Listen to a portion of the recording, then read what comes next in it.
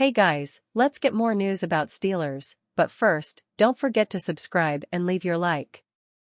Steelers Mike Tomlin put on blast for coaching staff hire. The grades are in from the annual NFLPA report card. Once again, the highlight for the Pittsburgh Steelers was head coach Mike Tomlin. But Tomlin didn't completely escape criticism. Steelers Depot's Alex Kozora ripped Tomlin over the hiring of strength and conditioning coach Phil Matus. After Matus's first season in Pittsburgh, the Steelers dropped to last in the league in the strength coaches category on the NFLPA report card. A year later, it's looking like one of the worst hires Mike Tomlin has made, wrote Kozora. The Steelers analyst didn't only take issue with the ranking. Under Matus, the Steelers implemented a new pre-training camp conditioning test beat writers would later say was unlike anything they had seen before in Latrobe. Part of the test required all players, including quarterbacks, to push a sled. Russell Wilson suffered a calf injury during the rest, one that would linger throughout the summer and cause him to miss the first 6 games of the 2024 season. Kozora also noted the Steelers had a lot of soft tissue injuries toward the end of the season. While Wilson's injury didn't really hurt Pittsburgh's record, the injuries in December helped contribute to the team's 5-game losing streak to end the campaign. SB Nation's Behind the Steel Curtain's Kate Magdziak was also critical of the Steelers after the release of the NFLPA report card. Just 75% of players reported that they received individualized training plans for their strength coaching staff, which ranked 31st out of 32 teams, Magdziak wrote. Meanwhile, their report that the strength team contributes slightly to their overall success graded dead last. Mike Tomlin's Steelers fare poorly in 2025 NFLPA report card. As he did last year, Tomlin received an A on the annual NFLPA report card. But that was the only grade the Steelers received above a B+. Of the 10 categories besides head coach, the Steelers received a C+ or worse in 7 of them. In all 10 categories, the Steelers were ranked among the 32 teams no better than 15th. The Steelers finished ranked 28th on the NFLPA report card overall. Last year, the Steelers were ranked 20th in strength and conditioning with a B+ grade. The setback in the category should be very troublesome for an organization that's already received front office criticism over the past couple years. Beside Tomlin, there were some small positives on the Steelers' 2025 NFLPA report card. They added game day daycare services this past season. The 2024 NFLPA report card revealed Pittsburgh was one of 7 teams without that service before last fall. The Steelers also improved in the team travel category. A B+ grade in that category was the organization's second-best grade, behind Tomlin's A. Art Rooney to blame for Steelers' poor 2025 NFLPA report card? Rather than Tomlin, Magdziak focused the bulk of her criticism for the Steelers' 2025 NFLPA report card on Art Rooney too. Generally speaking, it seems like most of these problem areas stem from the head, Art Rooney too, she wrote. Rooney earned a D ownership grade that ranked 28th among team owners, admittedly an improvement from his F grade that ranked 31st just last season. He received a grade of 5.8/10 on his willingness to invest in team facilities, 31st, which seems to be well reflected in the food/dining area, training room, weight room and locker room, all graded 21st or lower among 32 teams. Former Steelers quarterback Ben Roethlisberger didn't address the NFLPA report cards. But Roethlisberger strongly implied on his Footballin' podcast in late January that the Steelers haven't expanded their coaching staff because of it costs money. We all know that the Rooneys aren't putting a lot of extra into that stuff, Roethlisberger said. That's just, they've never done it that way. So, we don't expect that to change. Pittsburgh's improvement with some specific criticism from the 2024 NFLPA report card could give fans hope the organization will get better before 2026. However, Rooney doesn't appear to put much stock in the report card. He publicly criticized the NFLPA report card after receiving poor marks last year. First call, 49ers pledge to try trading Deebo Samuel, Max Talbot talks up legacy of Shoe. For Penguins bobblehead night first call for Tuesday looks at increased prospects of a Deebo Samuel trade. We introduce you to another running back to remember on NFL Draft Weekend for the Pittsburgh Steelers. Max Talbot expands the legend of the shoe. The Duquesne basketball teams pull off a midweek sweep. And Robert Morris men's team tries to stay hot, doing what they can. San Francisco 49ers wide receiver Deebo Samuel has asked for a trade, and general manager John Lynch insists he is trying to make it happen. That's despite Lynch's assertion that Samuel was one of his favorite draft picks as Niners GM. "We're on good terms with Deebo," Lynch said Wednesday at the NFL Scouting Combine. "He's asked for a fresh start, and I think we're going to honor that. We don't like seeing great players leave. He is a great player." The receiver-starved Steelers could be a destination for Samuel.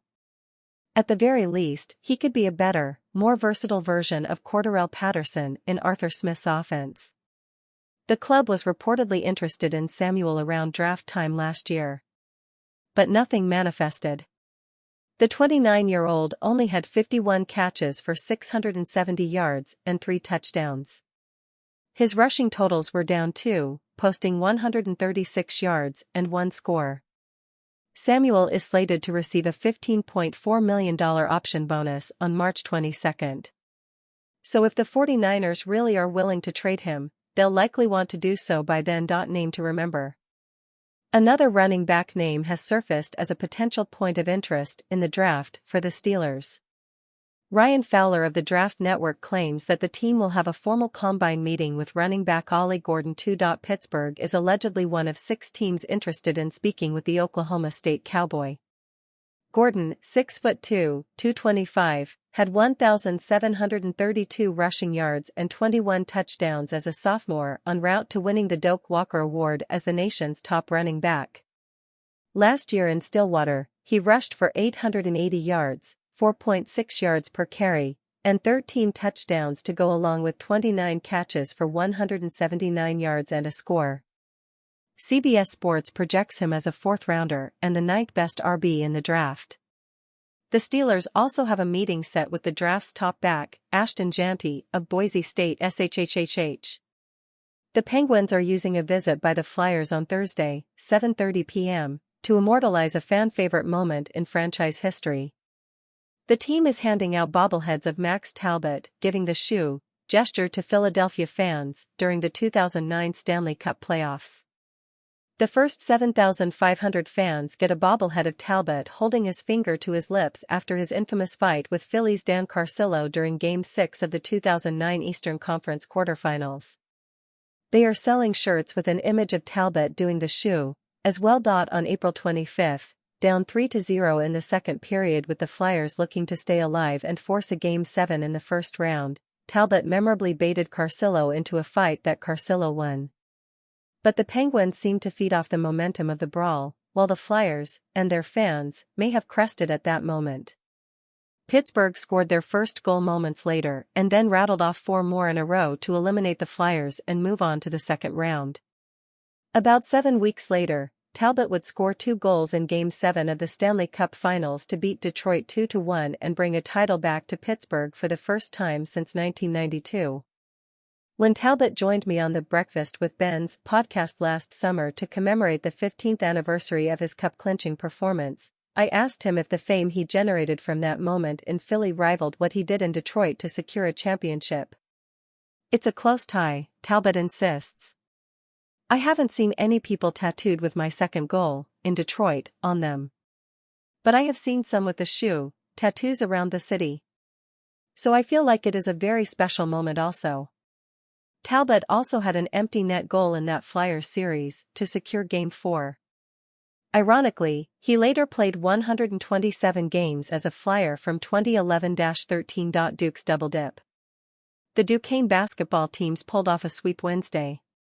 The women, 18-10, 9-8 Atlantic 10, won an 11 a.m. tip-off at home over St. Bonaventure 74-48, 6-22, 2-15.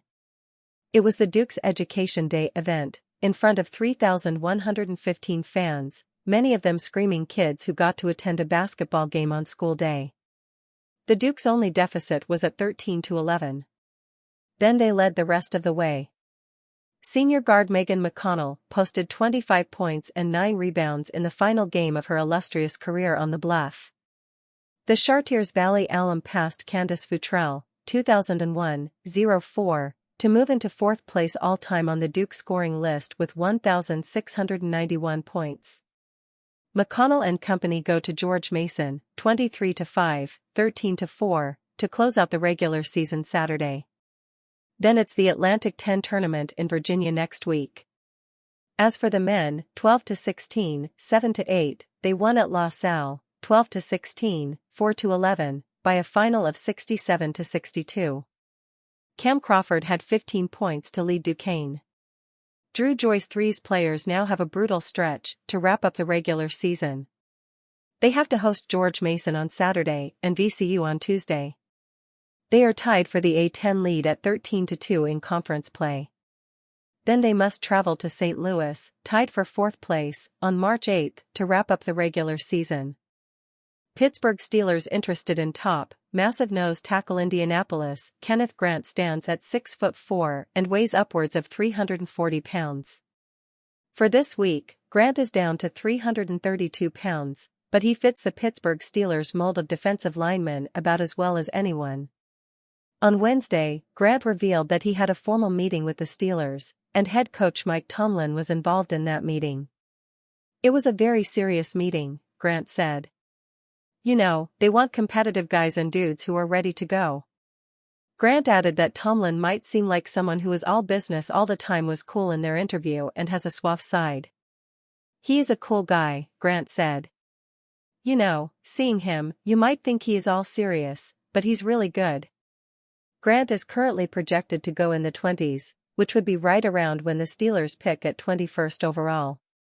With comments from head coach Mike Tomlin and team president Art Rooney too about how much the run defense boosts they can get matters, Grant might be the type of pick for the Steelers. And are you a fan? What do you think of Kenneth Grant's situation? Leave your opinion in the comments.